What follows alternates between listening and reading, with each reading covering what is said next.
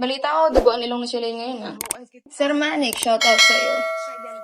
Kung ayaw nila kay Shalane dyan, dalhin nyo na lang dito.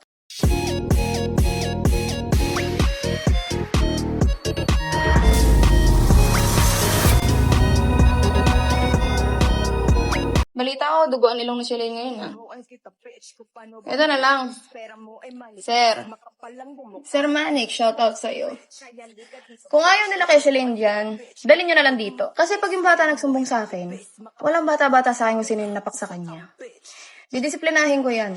Kung paano ako dumisiplina ng matanda. Kesa ako pumunta dyan, siya na nadalhin nyo dito. Alagaan ko muna saglit. Wala naman akong ibang shit eh. Kahit padala nyo lang saglit dito. Tuturuan ko lang lumaban kahit 10 yung kaaway. Sige lang, Shalane. Sabihin mo lang sa akin kung gusto mo pumunta dito. Ako na bahala kung mausap sa management niyo. Para at least, pagbalik mo dyan, kahit 10 yung umawat sa'yo, hindi ka kayang pigilan. May mga basic steps lang ako ituturo sa'yo. Ganito, pumunta ka dito bukas.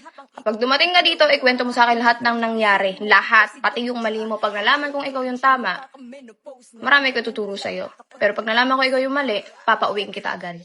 Sabihin mo na sa akin pag G ka ha, at magkakancel ako ng errands. Para lang sa'yo.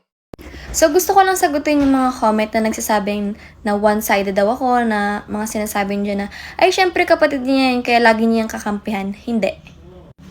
Hindi ako ganun. Hindi ko palaging kinakampihan yung kapatid ko kasi never kong tinolerate yung ugali niya. Pero, ang pinupoint ko kasi sa away nila ni Bebang, na-trigger ako kasi nakita ko nasaktan yung kapatid ko, dumugo yung ilong niya. Yun lang yung point ko doon.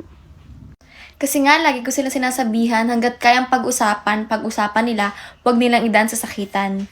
Nakakita ko ng dugo, kaya na-trigger ako, and syempre, normal na reaction yun, lalo na kapag kadugo mo yung isang tao, tapos nakita mo nasaktan. At saka syempre, as ate niya, gusto ko kung ano yung ikabubuti niya, kung saan siya mag-grow, and gusto kong mag-grow siya. Kaya hindi ko siya tinatolerate kung anong mali niya sinasabi ko sa kanya. And syempre, ganun din yung sinasabi ko kay Bebang kasi parang ate na rin ako ni Bebang.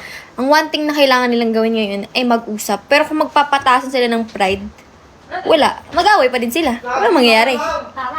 Yun yung kailangan nilang i-work on, yung kanya-kanya nilang ugali at kailangan nilang pag-usapan, ilabas yung mga sama ng loob nila nang hindi sila nagsasakitan at hindi sila nagpaparinigan, kundi face to face. Face to face. Mali!